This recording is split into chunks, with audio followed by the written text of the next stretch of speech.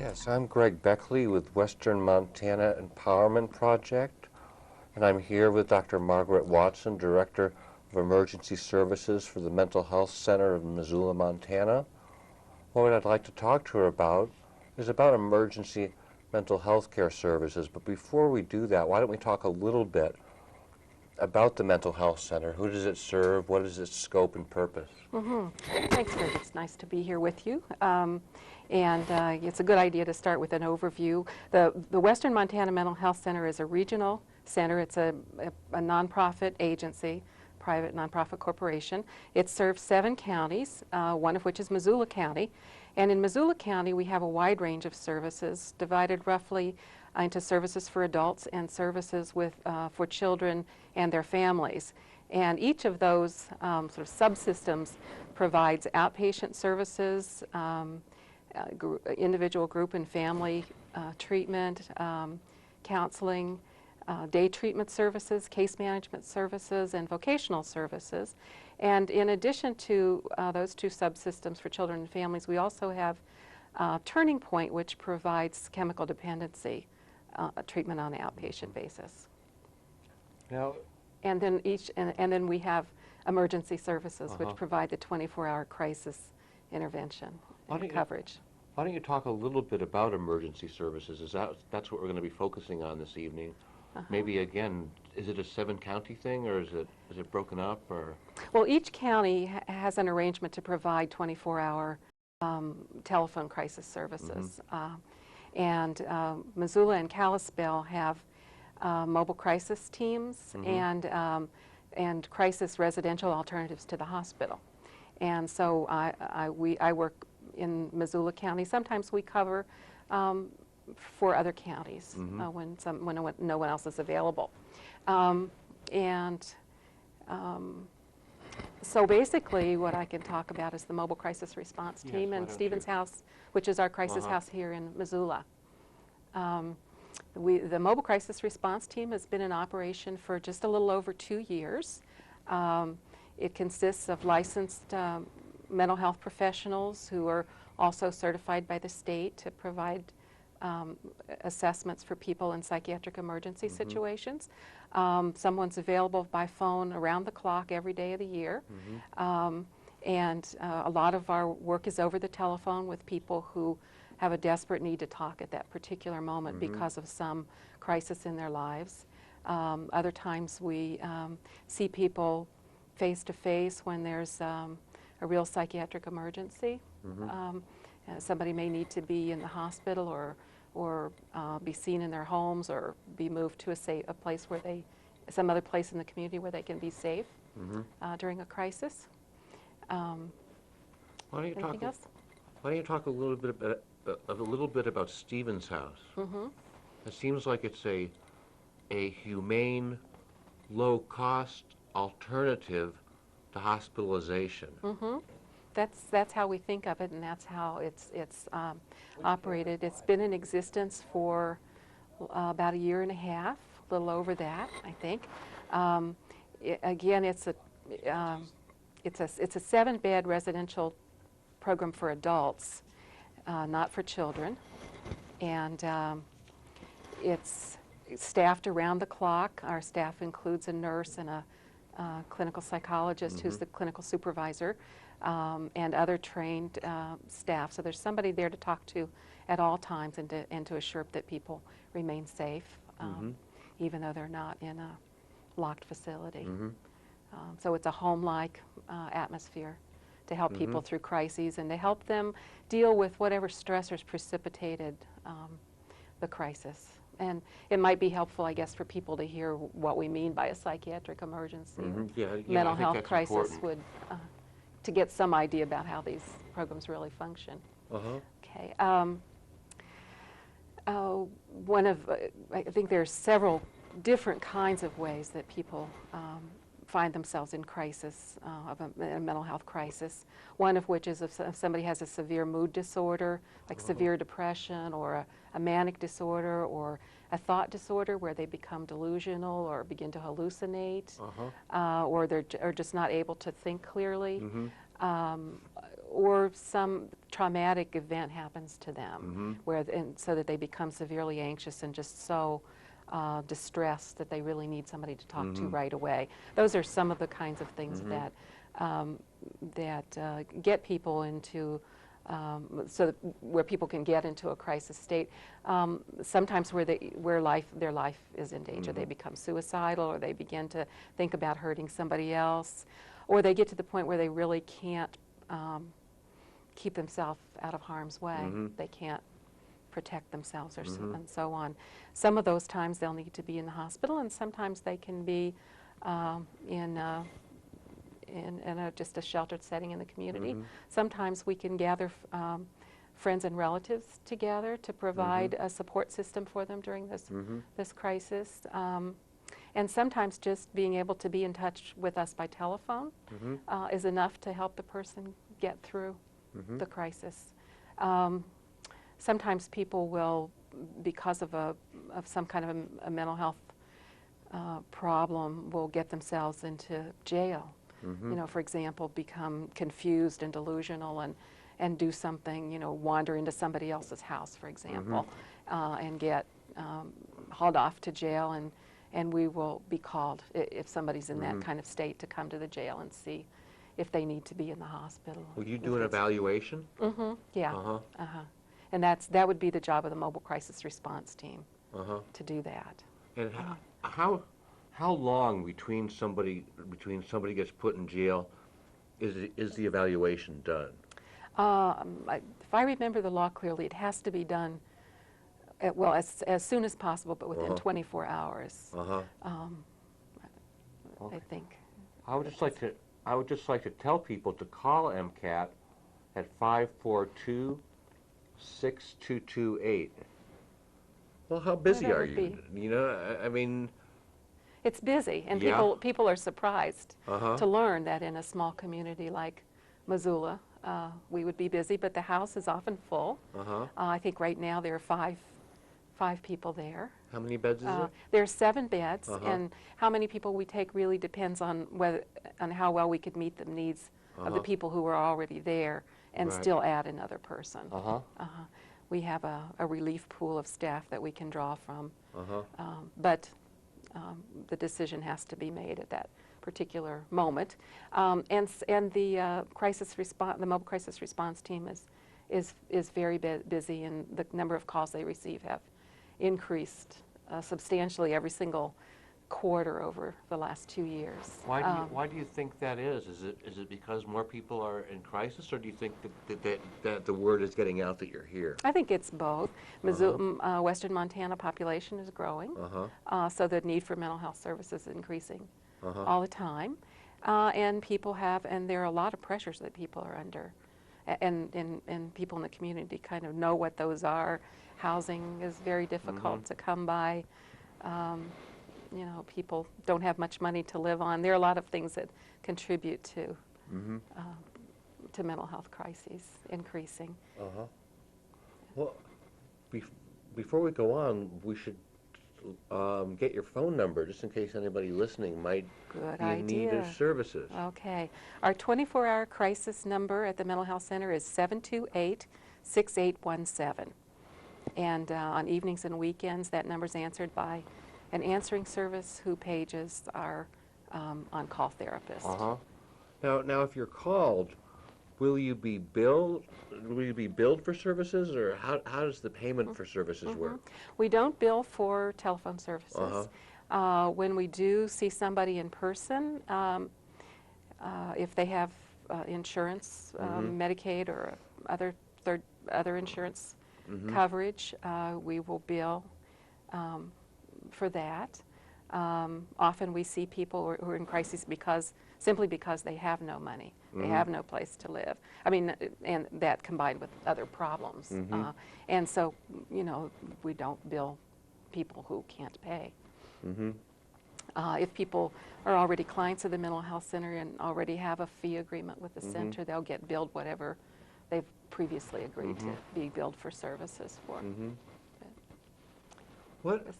How large of a component is... And I should say, Greg, that we never ask people when they call in an emergency whether they can afford to pay, Right. or we don't talk about Right, that's payment not at that that's not a point. consideration. Right, right. We're available for anybody in the county who needs mental health services right away. Now, there's still quite a stigma regarding mental health. I think, you know, I myself have bipolar disorder, and I sort of rudely woke up to the fact in 1991 when I had a severe psychotic break, and I had several psychotic breaks after that. And I was turned down for housing. I lost friends. My family was very supportive of me, though. Good. But what can we do as people, either someone like yourself as a mental health care professional or as a consumer, to overcome some of these stigmas? Well, that's a big question. Yeah, I know, And but I think you're doing it right now. I mean, I think one thing that's important is for people to realize that people who have mental illnesses are also people who have other talents and abilities and interests and can contribute to the community. And I think that's what you're doing right now. So it's an important, you know, part of it. Another group that's doing that in cooperation with the Mental Health Center that's doing some good work in educating the public about mental illness and about the reality of the people who have mental illnesses is the Alliance for the Mentally Ill that provides evening sort of educational lectures and discussion sessions in the community on a fairly regular basis. And I think you're going to be in on one of those. Yes, I am. Next Thursday. December 5th, I think. December 5th, Thursday, and that's a I Thursday. think it's a Thursday. Thursday. Yes. They're usually on Thursday evenings. And people can also call the Mental Health Center at 728-6817 tomorrow and get the details of the time and place. If we don't, rather than give inaccurate information now. Or somebody from AMI might call in and remind us of the time and place for that. So, you know, there are efforts to give people opportunities within the community to meet people who have mental illnesses or people who are family members who can really talk firsthand about, you know, what it's like and who people really are. I think that's really the best, you know, the best way. I think another thing that's being done kind of nationally with the leadership of the National Institutes for Mental Health is really to educate the public about the biological basis of some of the major mental illnesses. So there's an increasing awareness that that mental illnesses need to be, and people with mental illnesses need to be treated on par with people who have major medical illnesses or major physical illnesses.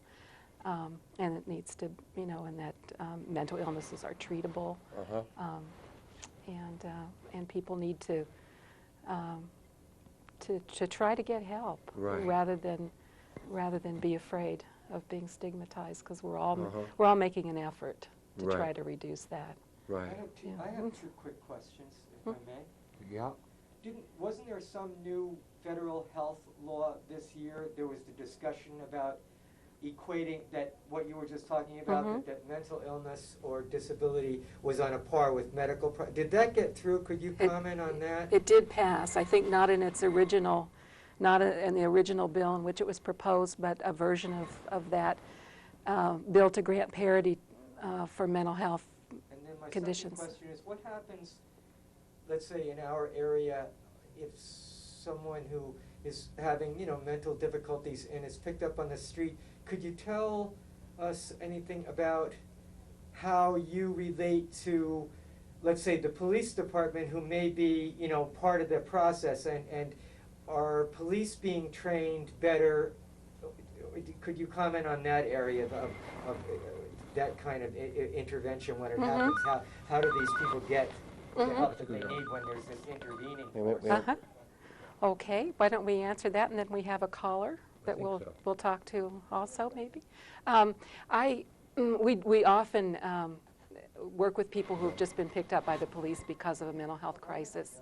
The police all over the country actually are in a great proportion of mental health crisis cases, the frontline providers, the first people on the scene, and for the most part, I think, do a very good job of making an assessment about whether the person needs to be brought to an emergency room, for example, or to a crisis center. And in Missoula, almost always when they make that decision that somebody really is in desperate need of help, particularly if they're suicidal or having trouble controlling violent impulses, or just not able to take care of themselves, they'll bring them to the emergency room at St. Pat's Hospital. And we will very often be called by the emergency room staff to come and interview the person and find out what's been going on and what they need. And for example, whether they need to be in the hospital, whether we can serve them at Stephen's house, or whether we can get them other kinds of supports in the community to get them through the crisis. So it's very, very frequently the referrals are from the police. And again, my own sense about my experience with the Missoula City Police Department and the Sheriff's Department is that they do an excellent job. They're sensitive, concerned, and knowledgeable about, well, they just know that they can count on the emergency room at St. Patrick, and they know that they can call us, or they call 911, and 911 calls our mobile crisis response team, sometimes simply to go to the person's home and see them there. There is training for police that's increasingly available on how to work successfully with people in mental health crises.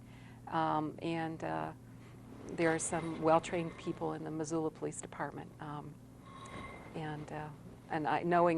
Knowing the police department here, I imagine they expect to continue to get training, to get more training. Well, we didn't get a call. Oh, so, it wasn't for us. we can just keep going, I guess. Okay. Let me just shift position here. But I guess I should add that if people have had experiences that are different from the ones I described, feel free to call and let us know about that and ask about it. Do you want to?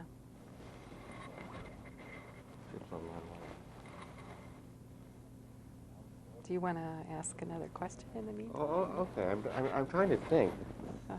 Okay, we do have line one. Yeah, line one. Okay. Hello. Hi. First, I'd like to say that I thank you very much for having the show. Appreciate very much having this kind of information going out to Missoula.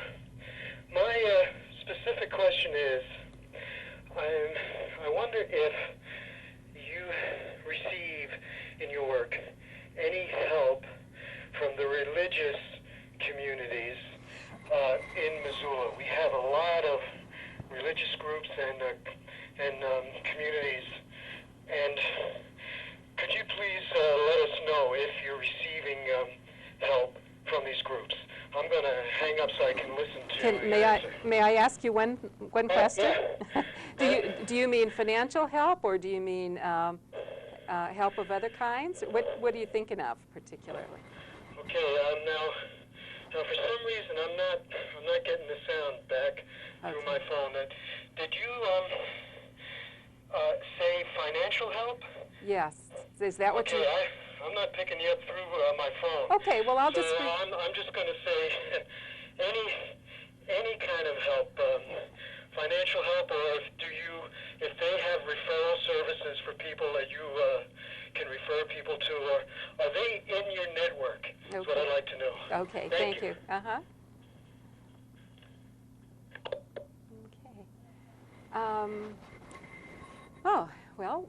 We don't get specific financial help for our programs from any of the churches in Missoula or any of the religious groups, except that St. Patrick Hospital, of course, is a Catholic hospital, and it does provide some of our funding for the emergency services. On the other hand, many times when we work with people in crisis, they are involved with church groups, and those have pastors that are familiar with them and willing to help, and those are the kinds of resources that we try to pull together for people in times of crisis. We also frequently interact with the chaplain at the hospital who may know quite a bit about somebody in crisis, or who's had an opportunity to talk with them before we get there. And so we do have occasion to interact, and I'd certainly be interested in a more formal kind of interaction with religious communities. So this is something somebody could take on as a project. I guess this is one thing that the Western Montana Empowerment Project could do, is to contact religious organizations and talk about mental health. And that might be a good avenue for reducing the stigma that you're talking about too, the Right. religious community.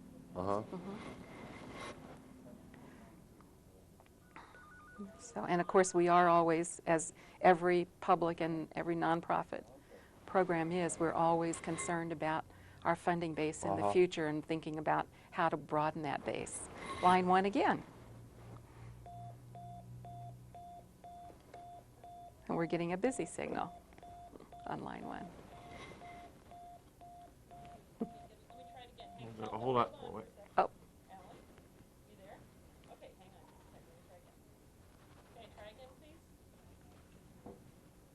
Are you there?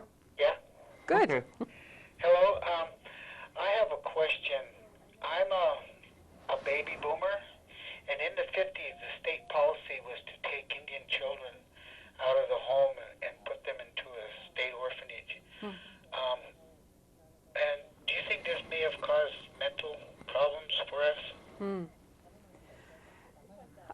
I can't comment specifically on that. I don't know the history. One of the things that we do know is that often people who come to us that we encounter in crises are people who've had serious losses in their lives, and sometimes they have losses currently that bring up old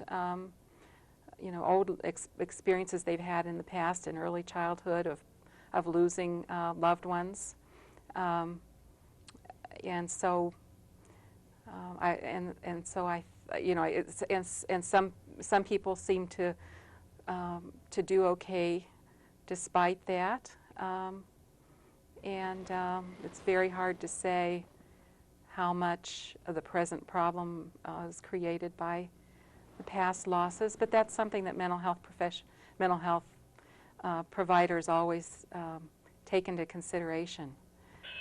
Well, what do you think that we can do? I mean, assuming that this led to alcoholism, drug abuse, domestic abuse, prison, and all these other problems. I mean, through life I've met people who were in the state orphan's home who had this traumatic experience. I mean, I asked you because I'm assuming that it did cause mental problems for a lot of us, and we're still suffering that today. But what do you suggest that we do about that at this age?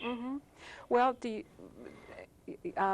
my suggestion is always to try to get help if you feel like you're having difficulty coping with life, and if you do have a problem like alcoholism or drug dependence or severe depression, suicidal ideas, or just a kind of depression that keeps you from doing what you want to do with your life. I would encourage you and others to seek counseling, and it sounds like it would be useful to have that provided possibly in a group format with people who have that common history.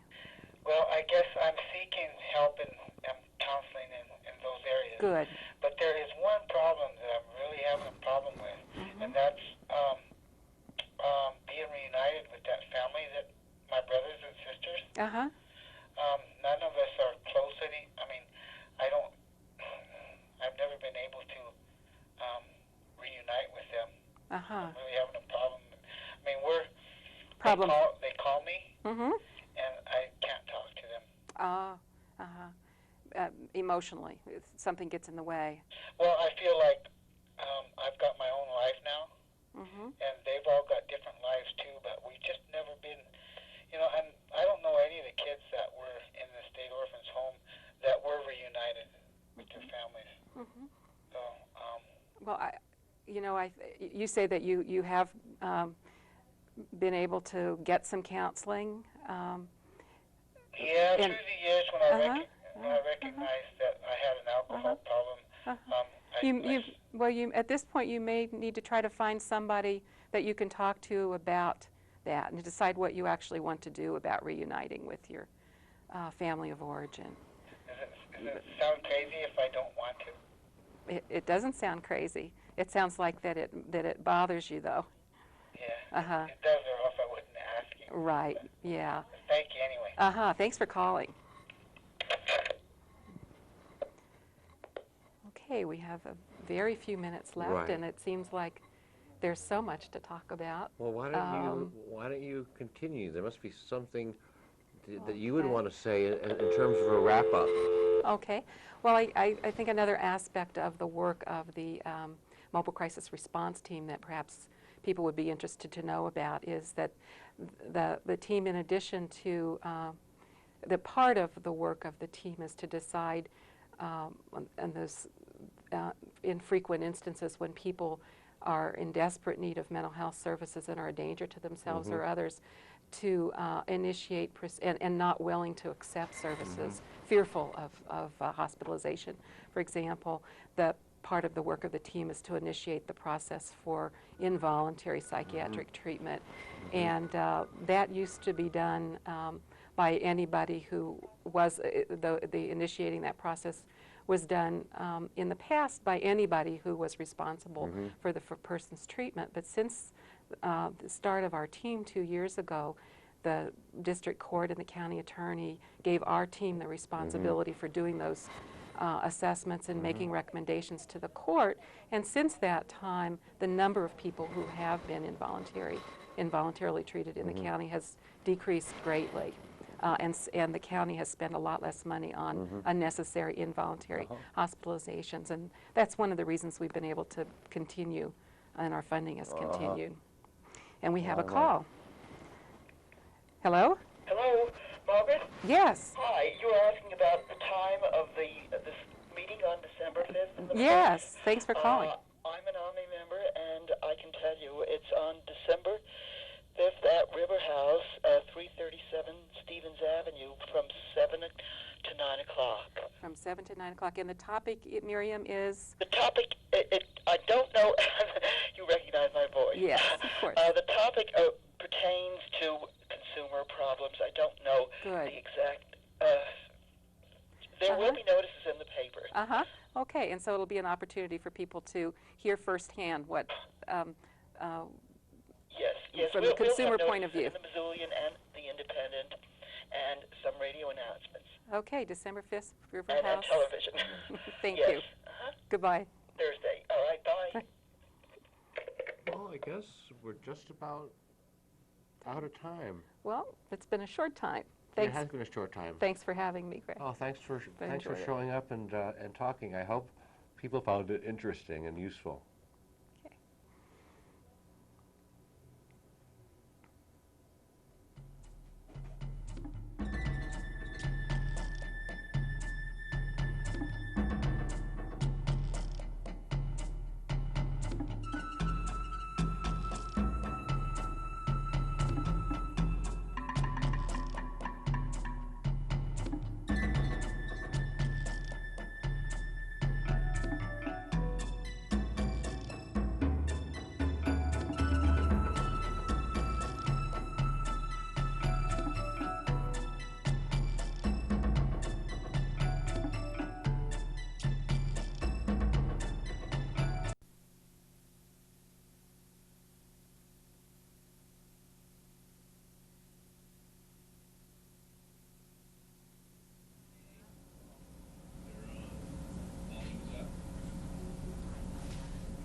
Hi, this is Andy's talk show.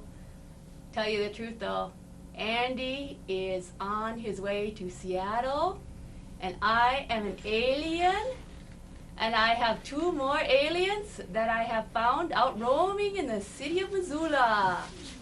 Charlie Burns and Dave Bixley, whatever.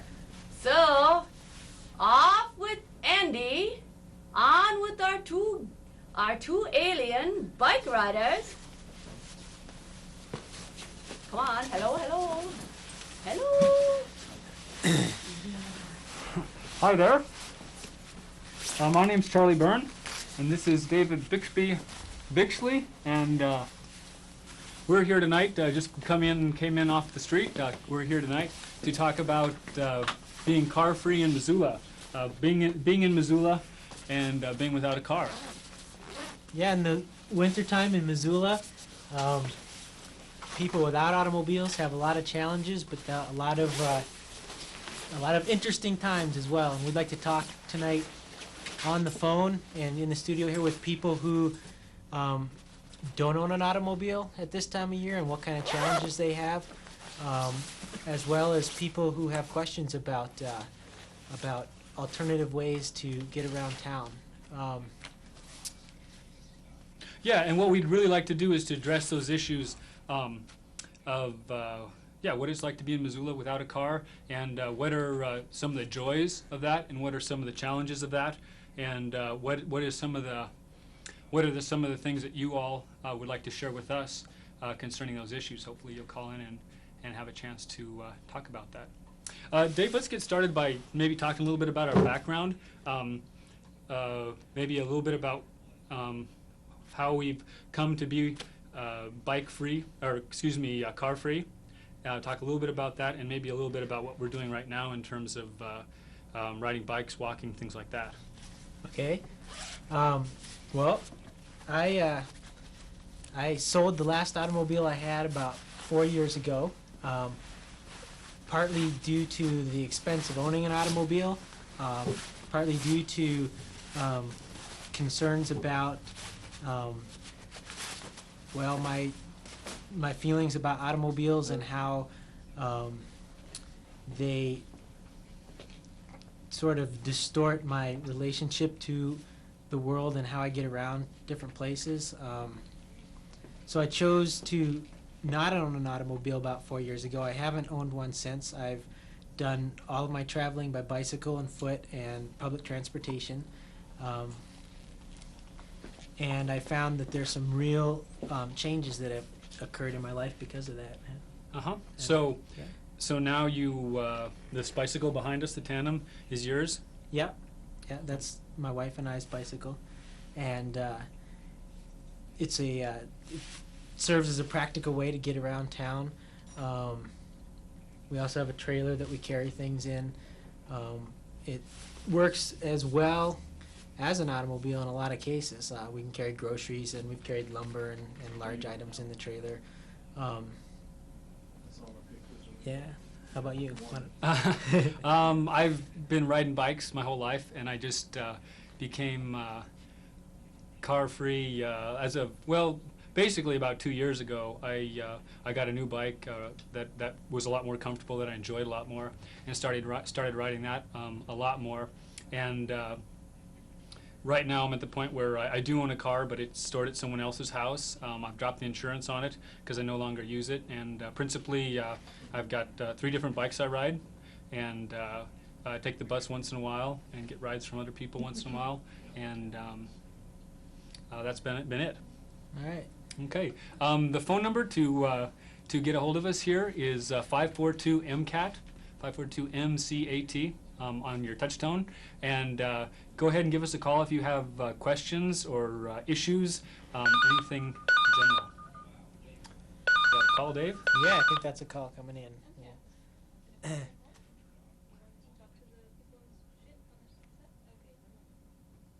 Here we go. First call. Hi there. Welcome to Car Free Missoula. Hola, Senor Byrne. Hola, ¿quién es? Cecilia? Oh, this is Cecilia. Yeah. Okay. I don't know how to ask this in Spanish. So, Okay. How do you deal with the icy roads in the wintertime? Good question. Icy roads in the winter, like right now, it's really difficult because there's not much space for a bike to fit on the road. And I have a studded front tire on my bike, and that helps me grab the ice better. But what I find to be most important is to just ride on pretty clean surfaces, make sure I'm really visible for cars, and to never to be in a hurry, to always go slow, use lots of caution. And so far, 3 winters later, I still have yet to have a serious accident. Okay, gracias. Okay, de nada. I have something to add to those comments. That also. was Cecilia. I'm a Spanish teacher at Hellgate High School, and that was one of my students calling in. But go ahead, Dave. Yeah, sure. And one of the other things is that it's true that when it's this time of the year, there's a lot of ice on the roads. Bicycling is definitely limited as far as its use as reliable transportation. I feel like automobiles also have limitations this time of year. If I were to get in an accident on my bicycle, as long as it wasn't involving an automobile, I'd probably bump a knee or scrape an elbow. If I was to get in an accident in an automobile this time of year, it very likely could involve death or serious injury. But part of deciding not to own an automobile is allowing the weather, Mother Nature to play a role in your life, and you react to that. You don't ride your bike all the time. Sometimes you walk. Sometimes you just stay home. Evenings if I had an automobile, in the past I would have just gone out regardless, knowing that I probably would be safe. I would have just gone ahead. Now I react to the world. I say it's too cold out. I'm not going to be able to ride my bicycle today, and I'll stay home. And I allow the world to play a part in my life that way. Yeah. We got another call here. All right. Hi there. Hello. You're on Car Free Missoula. Hola, Senor Vern. Hola. Who's this? Enrique Hola, Thompson. hola, Enrique. You have a question or a comment for us? Yeah. Just wondering if you guys have taken any long distance trips on your bike, and how is that for? Yeah. For fun or for safety or for all those things? Yeah, all Okay, Dave, you can Yeah, probably sure. speak to that.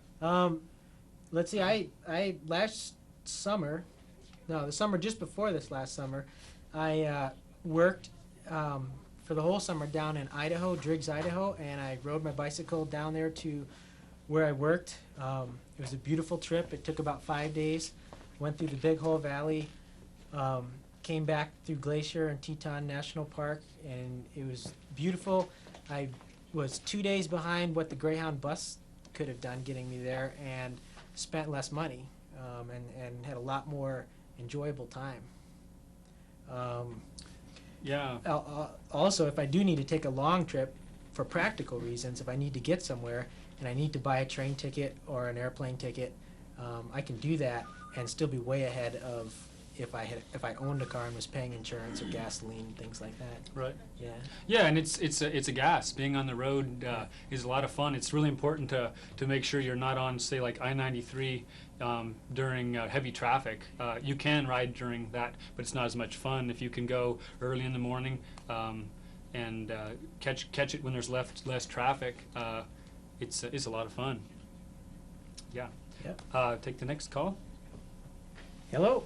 Hello. Hello, Senor Vern. Hola, who's this? Ramon. Hola, Ramon. You have a comment for us? Yeah, what kind of bike is that you ride? The one you see me, the low rider you see me riding around in town on, that's called a recumbent bicycle, and I think we've got a couple pictures of them. Hopefully they can put those up.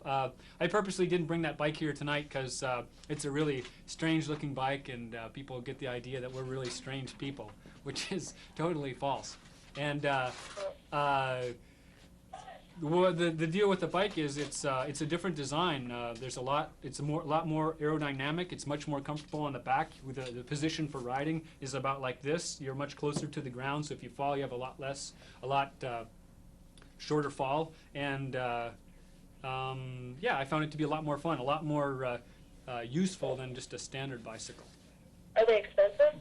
Yeah, they are. Probably as much as a pretty nice mountain bike, right around there. But Oh, okay. if you're riding it all the time, it's well worth it. All right, thanks. Yeah, thanks for calling. Bye-bye. So, Yeah, I have something to add. Okay. He brought up the expense of bicycles. That's purposely, I ride a recumbent also. It's purposely why we didn't bring our recumbents here tonight, because I ride a recumbent because it's kind of it's a joy. It's real comfortable, it's fast and efficient. But I don't need a recumbent bicycle to not own an automobile. I can buy a bicycle for $5 at the Salvation Army and get around Sure. town. I can also walk, and I can also ride the bus. Right.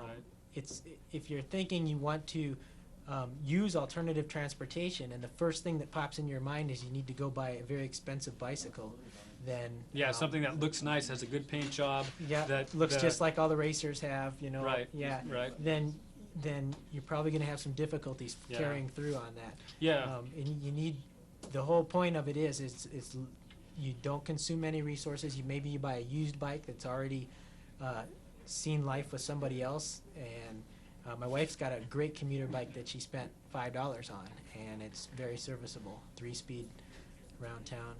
Yeah, and I totally agree. If you're getting into biking because it's cool, then it's probably not something that's gonna stick. Versus if it's something that you really do enjoy, and I don't know, it's something that goes well with your lifestyle, then I think it's something that it's gonna last a lot longer. And you know, you're not doing it because it's hip right now, but you're doing it because you enjoy it, and it's Yeah. good for the environment, and it's good for the city, and it's And good for you. Good for you. It's really good. I found it to be a really good self-help, really, not Yeah, owning I an totally automobile. agree.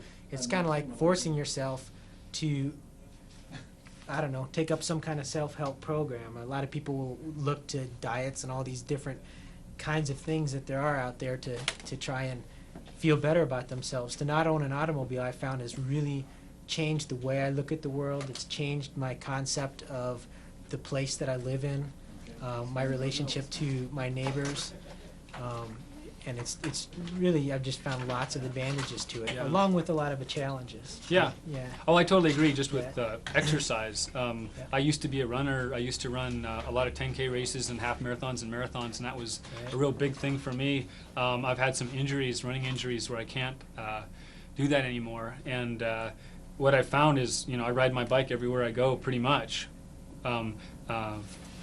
Yeah, last year I rode it every single day to school, period, 187 days. And, you know, coming down the Rattlesnake, going back up, doing errands here and there, I get a pretty good workout. And I never feel like I'm lazy, or that like my body, well, I'm not in good shape. I never feel like that. I always feel like, you know, if I go on a hike with a bunch of friends that are, you know, really in fit and all that, I can keep up with them, and it's not something I need to spend time Sure. fine-tuning. It's just part of what I do. Right. Getting to some place. Yeah.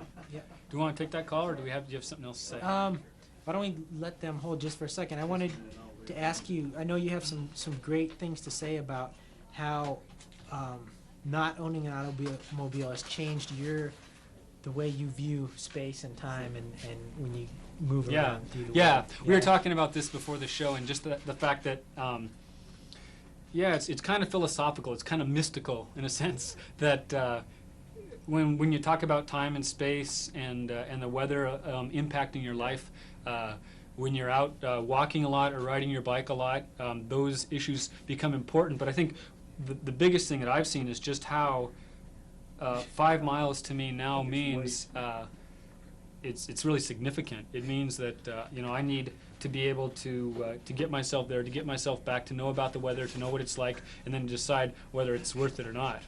Right. So every time I do something like that, I'm making a choice. I'm making a decision. And yeah, it's kind of fun when I have evenings where I say, I'm too tired. I want to go to a movie, but I'm too tired. I'm going to stay home and read a book.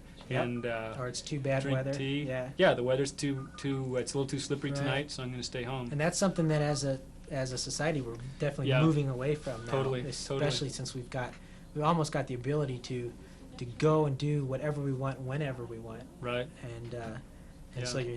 it's a lot different. Yeah. Okay, we'll take this call now. Hello. Hola, Senior Burns. Hola. Boy, Who's this? Another student. This is Carol Wilbur, and I'm just calling to an find adult. out how many days you actually rode your bike last year. To school? Yeah. To Hellgate High School from the lower Rattlesnake up by Prescott School. 187 days, 180 days and 7 PIR days. Fantastic. I think you should be applauded for your efforts. Thanks, Carol. You bet. Yeah. Okay. Bye-bye. Bye-bye. Yeah, and that was something I did last year. It was really interesting, the progression from driving. I would always drive until November 15th, and when November 15th came, that was when coming down the Rattlesnake was just a little too cold, and the streets would start to get slick, and I'd have a problem with that. And then as soon as I got my recumbent, I started thinking, if I left a little earlier in the morning so I didn't have to go so fast, if I wore a little warmer clothing, you know, I did this and this and this, maybe I could do it. And that's what I found is it's been a piece of cake. I mean, the thing that always worries me most is car traffic by far. Yep. I mean, me sliding on the ice, I'm so low on my bike that it's really a non-issue. And yeah, cars are what scare me. And maybe this is a good time to talk about bikers who are not conscientious. Sure, yeah. Do you want to? Yeah, well, according to the law, bicycles have all the same privileges to use the roads as automobiles do. Right, They right. also are required to follow all of the same laws that automobiles do. And I know that when I'm riding my bike, I sometimes get some hostility from drivers. Right. And I think that some of that may be due to cyclists who don't follow the laws on the Sure. road and act like they have some special privileges beyond Yeah, and what an automobile has. And I'm not, and some of it may be other things, I don't know, but so I just wanted to, we wanted to it point goes- out how important it is to use those privileges wisely. Yeah. And to get along with the automobiles that are on the road. Yeah, and I totally agree that that there are a lot of there's a minority of drivers out there that really scare us bikers, and we Yeah. start disliking or distrusting all drivers. Right. And 95% of the drivers, you know, when I'm going up Van Buren, they will, you know, cross over the line if there's no oncoming traffic to pass me to give me a wide berth, and you know, I'm always almost always really pleased. Yeah. But and the other thing we were talking about too is just Right. this minority of bikers in Missoula who run stoplights, who weave in and out of traffic, who don't hand signal, who don't have Right. lights, who don't wear helmets. They're doing a lot of things that are really endangering other bikers as well as pedestrians as well as drivers. Right. And yeah. And I'd like, to also point out when drivers, at times, when we ride, especially in the wintertime, cyclists need to be a little further out in the road than usual Mhm, because there's a mhm. lot of mess, snow Right, mess and slush exactly. over on the side.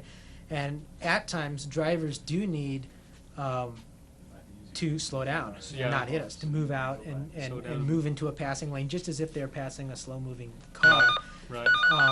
And I just wanted to point out that that even though that's a little bit of an annoyance, Right. that think about the fact that the city can build one less $10,000 parking space for us Right. and other bicyclists, and that's how much it costs to build a parking space. I've read that in some literature put out by the city. When you get to where you're going, there'll be probably another open parking space. There's one Right. less automobile on the road. There's one less vehicle turning the air sour in the wintertime. And hopefully that's a little bit of compensation for your annoyance at having to slow down and pass a bicycle Right, on the I road. totally agree. Yeah. And that's probably the scariest thing about riding a bike is that you're in areas where like there's just two lanes that are clean, and once you get to the edge of that right lane, right, there's some ice like this, and Right. anybody that on foot or on a two-wheeled vehicle, a motorcycle, whatever, is going to go down if they hit that edge. And so that's really a scary thing for a biker. I mean, I try to ride as close to it as I can, but I'm definitely not going to bump up against it. Yeah. And that's when if the drivers can give us a little more space, that's appreciated. Take caller one. Okay. Hello. Hi there. Yes, I'm here. Hi there. Do you have a question or comment for us? Yeah, I do. For either of you or both, Yeah. a question from a person who does a little bit of riding but is more of a motorist than a cyclist. Uh-huh. It concerns road etiquette on open road, for example, the Bitterroot Highway.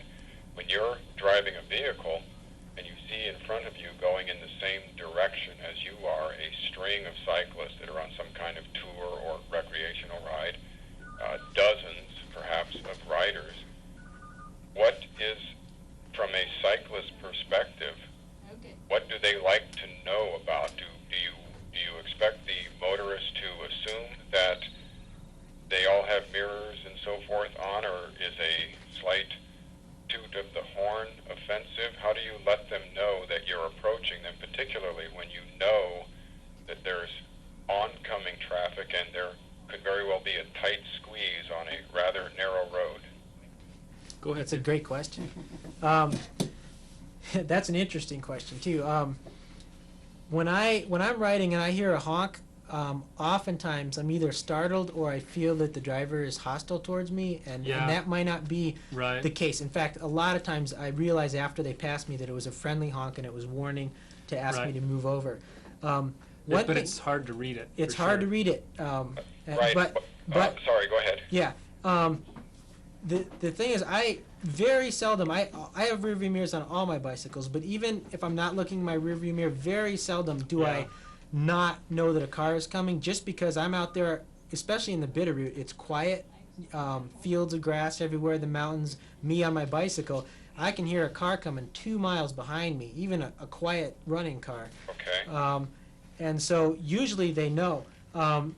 When when bicycles do ride in a pack, there is sort of a psychology that goes on, and the fact that they're maybe not moving over right away or not looking like they're reacting to you being there might be part of that psychology, that we know we have a lot of cyclists here and we're just going to allow the drivers to kind of go around us in this case. And that's not quite a good thing to be thinking, and by law they need to be riding as far right as is practical in single file.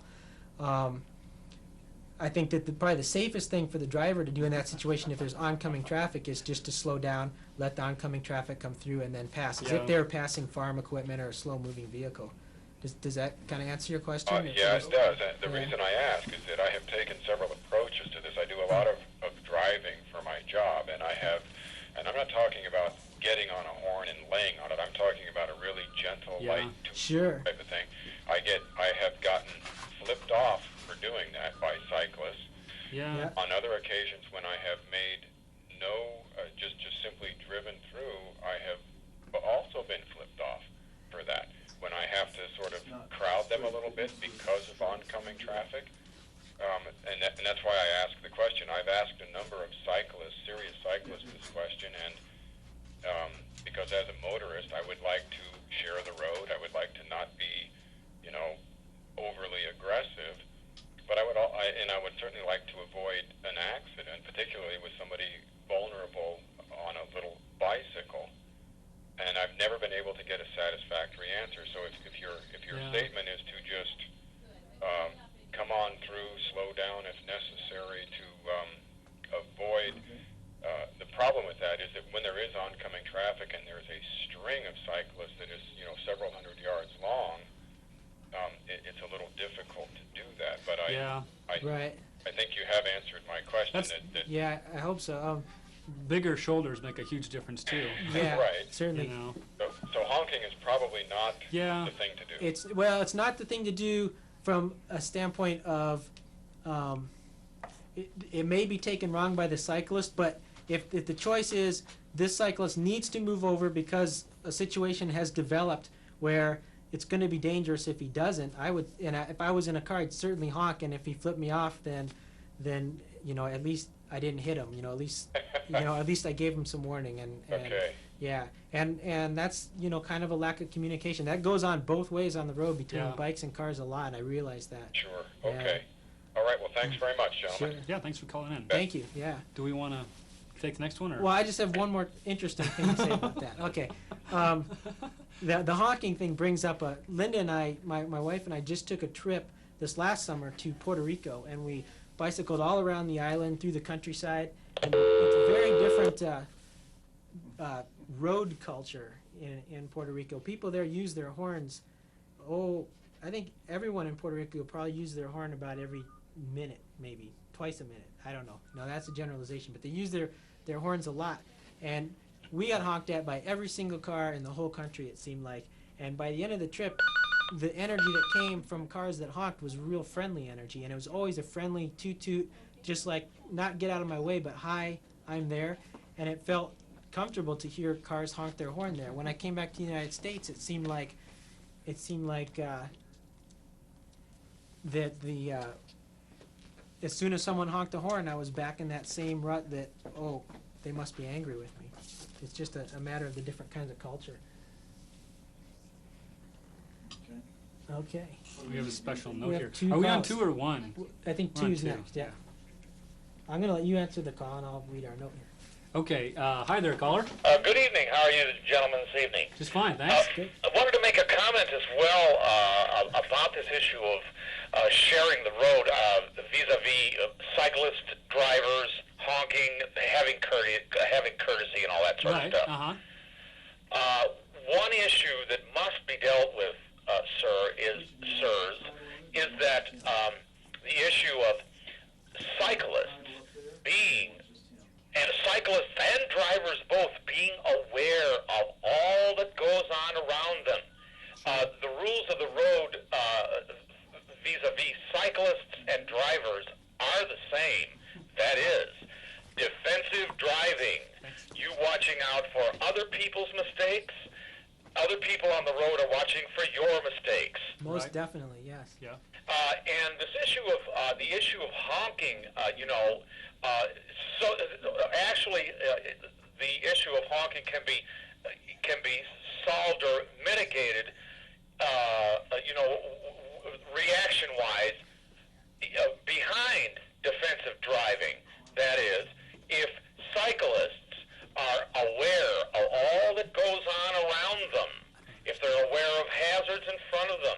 It's tough to be. It's hard to do, yes.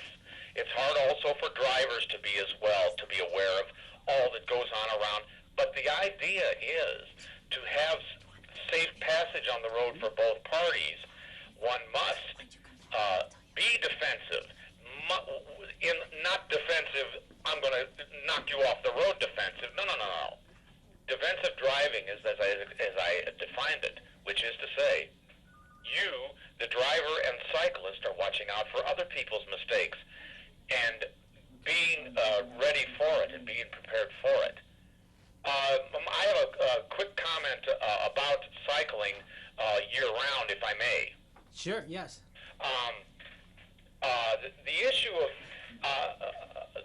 of riding one's bicycle in the wintertime seems a little bit frivolous. I am aware that persons have only one mode of transportation, their bicycle. Or walking we or also the have bus. a mode of transportation Sure, that was certainly. God-given, Yeah, which is our 2 legs and our 2 feet. right, which works great in this time of year. Absolutely, sir. And I'm wondering if what is the psychology, what is the reasoning for a cyclist,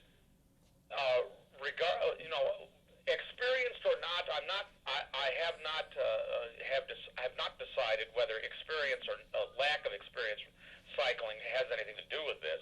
But what is the reasoning for riding a cycle on icy, snow-packed, or treacherous roads and streets and such? I live in an area near the university. I live north of the university over Madison Street Bridge, and in my area there are many cyclists, and I have seen many cyclists. In fact, the other evening I happened to see a cyclist riding, dark clothes, no Yeah. lights, no reflectors, Right. no any kind of safety equipment, and he was riding on an icy street. What's the psychology Okay, let me behind that, Jen? Can you talk explain that to I me? sure can. Yeah. We're going to talk about that a little bit now. Yeah.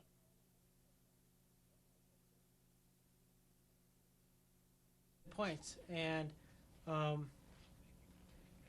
don't think that there is any kind of psychology. We need to be able to bicycle year round on the ice and on the snow. The last week, it's been terrible conditions. I've been walking.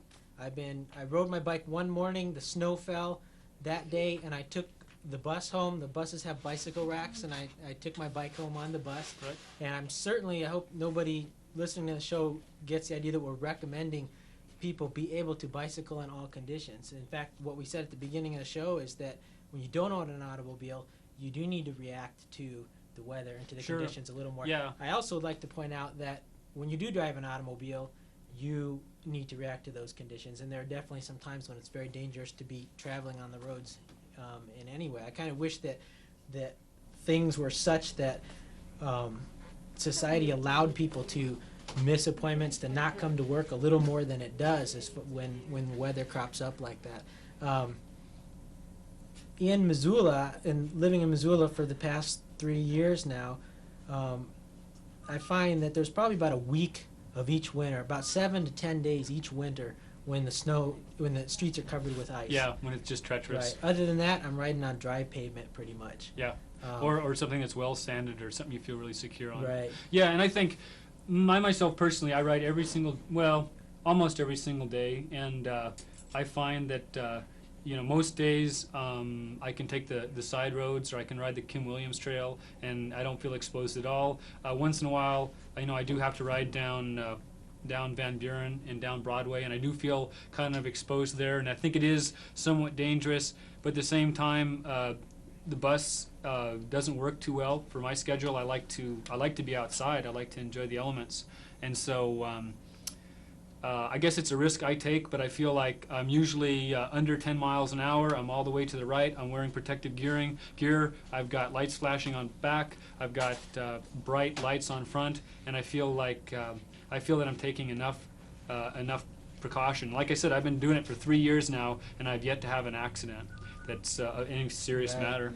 And yeah, we're definitely for safety. Where the gentleman brought up a lot of examples of unsafe riding, and there's a lot of examples of unsafe everything, I think, and that's it's something to work on. When I'm on the road, I feel like the most dangerous thing to me on the road is automobiles. Yeah, for sure. I think to a driver, their biggest worry is to hit a bicyclist. Right. My biggest worry is to be killed by a driver. So yeah, and that's kind of a bit of an unbalance. Maybe that's a little. We'll get this next call in just a sec. Okay. Can we? Yeah. Sorry, caller. We'll be right there. We'll be right there. Yeah. To me, a real big thing about riding a bike, and I think which is really too bad for most people that want to ride a bike, is the way things are set up in most cities. You're always at the mercy of the driver. Going down a good chunk of 6, there's no shoulder, or the cars are parked all the way out to the white line, and so you ride on that white line. And so, whenever you're really hoping the driver is going to give you a little room, if they have a side view mirror and they decide to come real close, they can whack you in the back of the head or whatever. That's always, or cut you off or whatever. And I think that's too bad. That's one of the the downfalls of it's difficult cycling. to deal with, and the choice right now is to it would be to not do it, right? Because it's dangerous, and that would be to give up a sort of a right to be able to I move agree. around in the world and feel safe. Yeah, and to me, just the last one more thing. Okay. Yeah. Just the last couple of weeks, I've noticed crossing Higgins Street Bridge a fair amount of the time. It's new. It's just snowed. It's been plowed, or the snow has been pushed over by the cars as they come by, and that little shoulder that's usually there is gone, and so you're there right on the road. And there's nowhere to go on a bridge. The bridge is a bridge, and to me, you get a couple people zinging by, and as they pass me, within a foot or so, they shake their fist at me, and I want to say to those people, I'm doing as best I can right here, and maybe if you slowed down a bit and moved over, then I wouldn't be quite so scared, and I don't know. What do you think of that? Yeah, I agree. Let's take a call. Okay. Are we on one? Yeah, one's Okay. been waiting. Sorry you've been waiting so long. Hola, Senor Bond. It's Guido. Oh, it's Guido. This is Nate Schweber, the most extroverted Spanish student I've ever had in my 6 years of teaching. Oh, well, thanks for blowing my cover. Anyway, I'd just like to say that I think that defensive drivers are really evil, and I really think that hardcore winter riding is just juice, and I wish that I could do it, but I had my wings clipped by my mother on November 15th. But the coolest bicycle question I could think of was, bike vandalism, because I had not one, but 2 of my awesome, spiffy, flashy red lights ripped off while my bike was parked outside Hellgate. And so, what do you do to keep your bike safe when you're in doing stuff, and to avoid coming out and finding your flashy red light gone? That's a great question. That's another one of the things that I really wish. A lot of times I really wish I could ride my bike up to the front of a grocery store, put the kickstand down, walk in, buy groceries, and just expect it to be there in good shape when I get back. That's what you do in an automobile. You park it, you get out, you go in, and you come out and it's there. And so, it is kind of annoying sometimes to have to stop, lock the bike up, worry about it when it's out there. What I do is I ride a real cheap bike whenever I have to lock it outside. Yeah. I just Yeah. A few things you can do is like try to mount it to your bike. I know Dave's used special lock nuts and or get one that's detachable. I usually, whenever I leave my bike, I look at it and think, what of this stuff, if it gets ripped off, will I be able to live without? And I always park indoors at Hellgate because I'm a teacher and I have all these great privileges. But for you, I think most places, other than like dark, shady alleys and schools where there are tons and tons of adolescents, I think you're in pretty good shape. Do you know any place where I can get cheap, flashy red lights? cheap flashy red lights. Any bike shop in town, I think. Oh, we need to come up a little bit. Okay. Yeah. Yeah. The question, if you didn't hear, was a place you get cheap flashy lights, and I think all the bike shops carry cheap flashy lights. That's a good, great thing. Oh, there we go. Flashy examples of cheap flashy lights. They're a great thing to have in the dark. I wouldn't ride at night without one ever. The question of vandalism too. One thing you can think of is someone rips off your cheap flashy light from your bike. It's a lot better than someone destroying a taillight or something on a car. I'd much rather have a bike vandalized and even have to buy a new one than even have to replace one body panel on a car. I could buy a beautiful bicycle. And the other way to look at it is, I always think about my helmet. You know, if someone steals my helmet, great. Someone is going to be protecting their head and their brain, you know? Yeah, if they steal a cheap flashy light, they probably want to be riding at night safe, Yeah. you know? Yeah. So it's kind of a humanitarian thing on your part. Wow. Well, thanks, guys. Right on. Thanks for Fight calling. the tyranny of automobiles. Bye-bye. Ride on. I Ride like on. that. Maybe that's our name There of you our go. group. Ride on. Okay, we can get to this at next Going call. two? Yeah. Hello. Hi, are you one of these cone heads out here that I see? Oh, We know nothing about that photo. Oh, you must be the one on the left. Hey, I think you have a great show here. Oh, thanks. And I just had a question. I thought I saw on that white bike one of those triple, quadruple hub newfangled things. And I was wondering if you could, Look at maybe that the view. camera could get a close-up of that. Actually, maybe we could show a little bit of the I'm going to equipment get that up we and have move here around tonight. here. Yeah. This is, Yeah. we're not supposed to do this, but we're, Oh, no. Do. okay. This is a neat piece of equipment that just Can you get it right? Let's become see. available for commuter Okay, okay. bicyclists. I see it. Okay. I'm going to lift it up. Do you want to pedal, Dave? Sure. Maybe the camera could zoom down. Yeah, here, let's try this. Can you get, Oh, wow. Awesome. you see that, Rob? That's kind of the butt end of a bike. That's right. Oh, Okay. cool. This is Okay. What's the Charlie's deal bike. on that? How Yeah. much did this bike cost you, Charlie? Well, this is my recycle, and right here you have the gears. You can see that. And the super duper thing about this, if you can show the back of the bike again, you'll see there's only one cog there.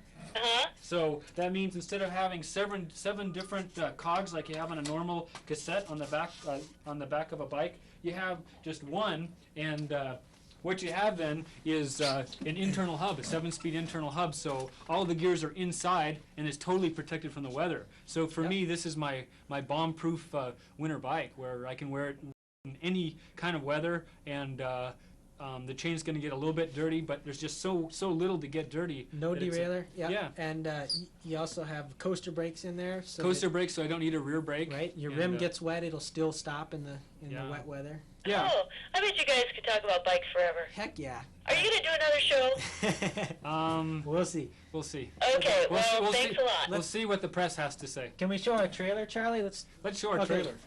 We'll get to you callers. We're gonna in move just a some second. furniture around. Oh, good. Okay, this Look at that trailer. Look at I this bet you could bicycle. haul a tree in that. we could haul 2 trees. Okay. Yeah, I have this great kitchen table that Roz Hudgens from Hellgate High School gave me for my kitchen, and it's this big huge table, like 2-3 times as big as this, with a leaf in it, and we just put it on upside down, put a bunch of bungee cords on, and went flying. You want me to move the plant? Yeah. And went flying up the Rattlesnake to my home. See, who needs a car anyway? That's right. My wife and I can ride both of us on this bike. I've picked up people from the airport. I'd ride the bike by myself, put luggage in the trailer, put the passenger on the bike, and haul them home. In fact, there's a photo, if you could show it, of bringing my brother home from the airport, and he actually has his bicycle on the trailer. Really? Yeah. I built this trailer out of parts from a hardware store and an old wheelchair. Linda did all the woodwork, and I put together all the aluminum frame on it. The whole trailer probably cost us $50. So it makes things real practical. We've hauled 4-drawer filing cabinets, lumber, Wow. all kinds of stuff.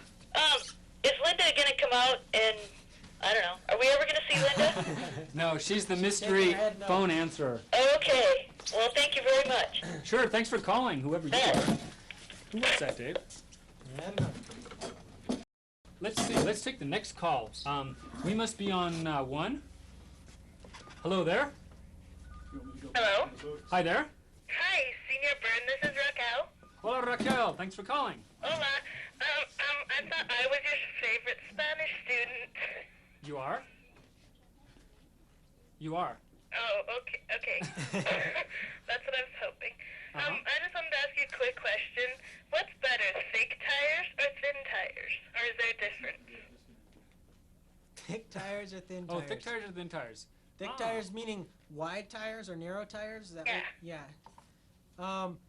Depends what you want to do, but if you're going to be riding around town in Missoula, I prefer thick tires because they absorb the shock a little better. It's they a smoother resist ride. flat tires a little better.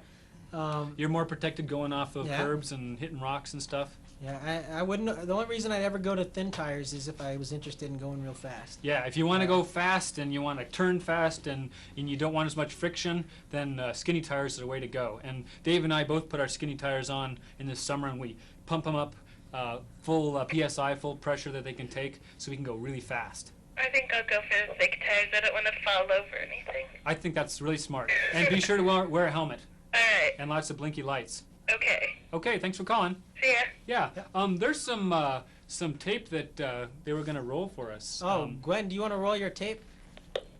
Let's see. Maybe we could talk to the second caller while she's doing that. I think we're rolling. Okay. Okay, and we're just gonna narrate what's going on here. Oh, we are. Okay. So this is I've person never is seen ri- this before. Me so- neither. Okay. So this person's riding along. Oh, there, that's us. Yeah. Person's riding along. Okay, car's coming by. That biker looks like she's doing a good job. Oh, didn't signal. Yeah. She kind of weaved out there. That Yeah. probably What's wasn't going so on smart. there? Yeah. See, Yeah. she should be. Okay, you got to have your arm There out. you go. No, she waited way too long. Right. But okay. Looks like a loose-fitting helmet. But to what me, she did but- there was interesting. She moved over and got into the straight lane instead of the right turn lane, so she didn't block cars from turning right, Ah. which was good. I would have signaled a little earlier before I pulled out in Yeah. front of them, though. Yeah, she's probably. Yeah. She's doing okay. Yep, doing okay. She gets to talk She's to going- yeah. person. This car's trying to run her down. It looks I like she think. probably knows the person in the car, so it's probably okay. But She's being stalked. that's right. She's Um, wearing a helmet. wearing a helmet. She has lots of good clothing And it looks on. like she's having a good time too, and that's important. Yeah, that's why we Yeah. bike. It's fun. That's right. For sure. Yeah, she's got a nice bike. She's riding along, Fenders. having fun. Baskets. Got fenders. Got to have a basket. Basket's great Yep. to carry stuff, so then you don't have to put it on your back and it doesn't weight you down and Yep. hurt your bottom. Let's just finish this up and then we'll get that phone Okay. call. Okay, she better be Now, careful this looks here. like a scene from some kind of movie. If she's there, she better come out slowly. Yeah. Got to be real careful of blind spots. Right. Look at that driver. That good technique, looking around, making Yeah. sure. Yep. But I hear the bicycles are going faster than the car. Yeah, see, that's why most That's always bikes actually go a lot faster than cars. People don't know that. Okay, so what's this guy doing? So- He doesn't have a helmet. No, and I think he's trying to show off. he needs to ride defensively here. There's the red light. I hope he doesn't run that red light. What is she doing? Oh, Okay. she's signaling. Yeah, that's Usually- interesting. I usually use the other arm just because Yeah. people don't have See, to that read signal was sign. created for people in automobiles who could Yeah. only use their left arm because they're sitting on the Yeah. left side of the car. It's much clearer, I think, to traffic to just point the direction with whichever arm in the direction you're going. Just point left, point right. Yeah, now point what's she straight. doing now? I guess she's okay. This is a really hard section on Higgins downtown. Yeah. I think that's what that was. Just because it's the street and it's the cars next to it. Mhm. And so I'm always trying to figure out whether I should be in the middle of the lane or whether I should be near We've cars. seen this one before, I think. Yeah, this is. Why don't we take a caller Let's take a while caller. this is rolling? We're ready for a caller. Okay. Are we one or two? We're We're two. in two. Hello. Hey, how's it going? Good. Good. All right. Hey, quick comment about that guy that called earlier about guys riding in the winter and stuff. Right. Yeah. I'm one of those people that doesn't have a car, and Right All on. right. I often find it, I don't know, it's a little tough sometimes. Sure. you bet. But it's cheap. Right? A bike and ride it and that type of stuff. One thing I think that could be mentioned is that part of riding in the winter is also sort of a challenge. For sure. Definitely. That's what cycling is all about. It's a challenge. It's fun. It's exciting. Yeah. I agree a lot with what was said about people not riding with lights, riding in the morning, really, just really stupid things. I always have a light and Yeah. things like that. But I think that's something that about cycling that's just really important. Yeah. Yeah. Remember. Yeah, I agree. It's why a lot of people do it, and that's what we're talking about on this show is commuting. But I ride a bicycle for recreation a lot. For fun. Right. Yeah. Weekends, most of the time, you'll see me out up the Bitterroot or somewhere riding a bike just for fun, and that's, not too many people get in their cars and just go drive for fun without going to a destination. Bicycling is exhilarating. It's fun. It's a challenge. It's a Good challenge exercise. to get somewhere quickly and efficiently Yeah. under your own power. Yeah. And I agree with that completely. And exactly what you say. I mean, like for me last winter, it was like on the days when it was like 0. All this clothing I was wearing at the beginning of the show, my neoprene and all that. When I get up in the morning, the challenge starts, and the question is, can I make it to school? My 2-mile ride without getting really cold, having a pretty good time, and meeting the challenge. Yeah, it's exciting. Yeah. One other comment too about the guy who lost his little flashy light. Right. I lost one of those too. I know it hurts, but interesting thing happened to me last year, coming out of a 9 o'clock class on campus. Coming out and my handlebars were gone. Whoa. That's odd. Yeah. Yeah. Yeah, boy, I don't. That's the I think one- That that's should the be one- a capital offense, bicycle theft. But Yeah, and that's the one sad thing about having a nice bike. I mean, anybody that spends a lot of money on a bike, whenever you take it anywhere, you got to be worried about it. And that's kind of the nice thing about owning a junker. It's like, Well, went and bought one of those. yeah, to me, it's really nice to be able to go into a building and just throw some little wimpy lock on my bike and know that it's probably okay. Yeah, and even Yeah. if you don't throw a lock on it, if you got it for $5 at the thrift store or something, it's great. You to get just, another one. just run in and not worry about it. But yeah, Yeah. thanks for calling. Yeah, All right, well, good show, guys. yeah. Thanks. Good comments. We need line 1 now. Okay. Howdy there. Hi, hola, Senior Brain. Hola, who's this? Andrea from Hey. P3. Andrea, how are you doing? Good. How many bikes do you both own? That's I own 3 bikes. More than we could fit in This this white room. bike here is called the Recycle because it's my recycle bike. I bought the 7-speed hub for like $200, which is pretty expensive, but the rest of the parts were all recycled. I just kind of scrounged them here and there. I've got my recumbent bicycle, which is the bike I ride 90-95% of the time, and then I have another bike called the Green Bean, which is the classic granny bike. It's a Schwinn 3-speed bike with a big cushy seat, and it's the kind your grandma rides. Oh, cool. Yeah, I have Linda and I have this tandem. Linda has a recumbent bicycle. I have a recumbent bicycle. I have a kind of a junker mountain bike for riding around town and leaving parked outside places.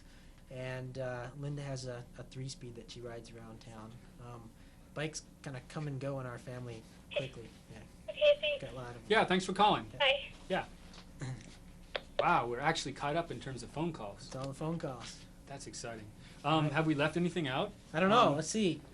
Maybe we should talk a little more about just being car-free in Missoula. Like the other things, I'm riding the bus more now that I'm a student at the university, working on my master's program here and there, and so I get to, I pay, as part of the fees I pay for the bus, and so I'm riding the bus a fair amount, walking more than I used to, even though being up the Rattlesnake makes it a long walk, but I found the last couple of weeks I've done it, spent a couple of days just walking around Right. town. You're the walking man. Why I don't walk you, a lot, yeah, and someone called in a bit ago and mentioned that walking was sort of our God-given means of transportation, Right. and I agree with that. One thing that I've experienced in this town, though, is that there's a lot of money and time put into maintaining the roads in the wintertime, and sometimes it seems like that's at the expense of maintaining the sidewalks a little bit. I know the Higgins Street Bridge hadn't Yeah. been shoveled for about 5 days since we started Yeah, getting that I snow. came across that last Right. weekend. Linda yeah. and I actually went out Friday night and shoveled it ourselves, but the yeah, I mean, you can't get across the bridge without walking through a lot of mush, which for a healthy person probably isn't much of a challenge, but for older people or people who Well, it's a real nuisance. yeah, too, it's a though. nuisance, but there are people that would be very limiting Right, for. right. And Exactly. and yet the street was clear and the ice trucks were running up and down and making sure people could Right. drive, and people who could afford automobiles and owned automobiles Yeah. had their privilege of the road, and yet very little of that time was being spent making Right. sure people could walk. Yeah. Other side Yeah. of the coin, Right. I go through Greeno Park quite a bit, and the concrete trail that goes up that is just for bikes and pedestrians was cleaned off really nicely Yeah. after all that snow, And- and it was great. That's something. Yeah, they did do a great job on the trails Yeah. in Greeno Park and also in McCormick Park in that area also. So, Yeah. Any other callers? 542 MCAT, 542 MCAT on your phone there. Call in if you have a question or comment. We still got some time. Yeah, okay, well, there's a couple things that I'd like to mention. People who, if there's anyone interested in bicycle trailers, I find that a trailer is a really great way to be automobile free because Right. it really extends the usefulness of your bicycle. In fact, with my trailer, I can carry about as much as a small automobile can carry, and it solves a lot of the hassles that would come up if I didn't own a car, or for not owning a car. And Lynn and I built this trailer ourselves. I wanted to mention there's a company, and I have no affiliation to this company. It's just something that I came across, and I lived for a while in Iowa, so I saw these the people who do this. It's called Fresh Air Trailers, and their phone number is 515-233-6120. And they build a cargo trailer, unlike the child trailers that you see.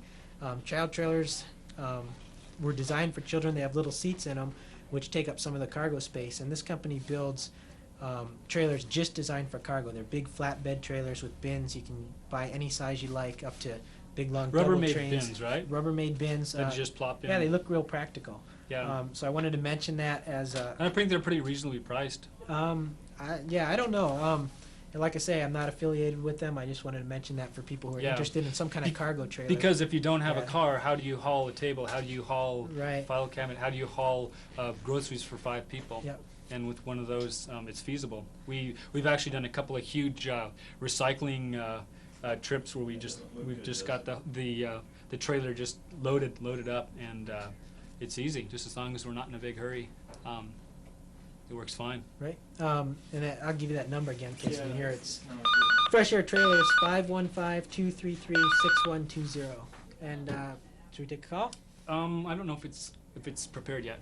Okay. It's not ready. It's still cooking. It's still Okay. Some of the photographs that you've been seeing are, most of them are from Europe, I believe. And they're from articles about cycling in Europe. Yeah, Yeah. and I hope, I think they've done a great job tonight showing pictures of all the different bikes, but we still want to make sure that the idea isn't, these are strange guys who ride strange bikes. The idea is bikes are bikes, and whatever kind of bike it takes to get you out there and have Yep. some fun, that's definitely what you should do. All right. Let's take that call. Okay. Hello? Hello.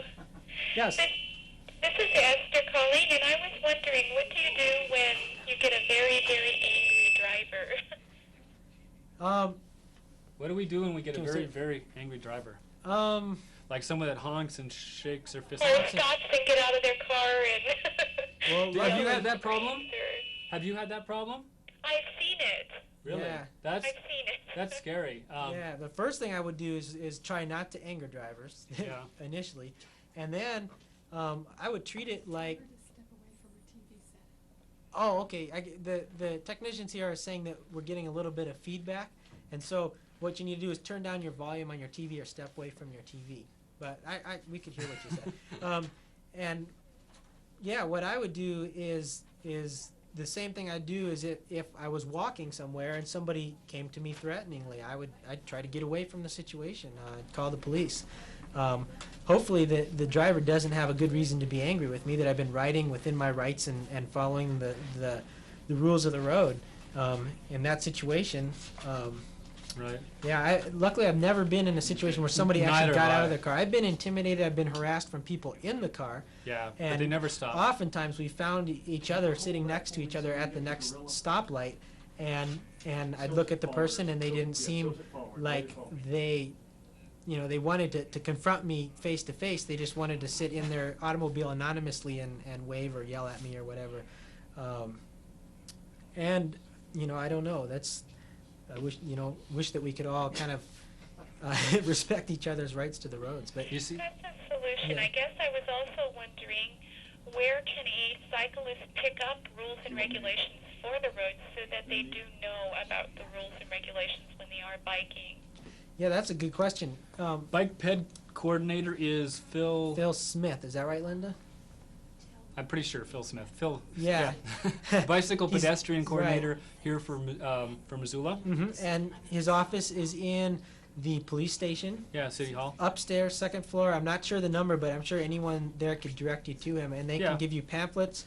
Most of the bike shops in town should have pamphlets with the rules of the road, as well as free bicycle maps. There's a Yeah. real good bicycle map of Missoula that most of the bike shops have, and you should go ask for it because it has the rules of the road printed on it, and some real great recommendations for roads that have a little less traffic on them to ride with. Yeah. Yes.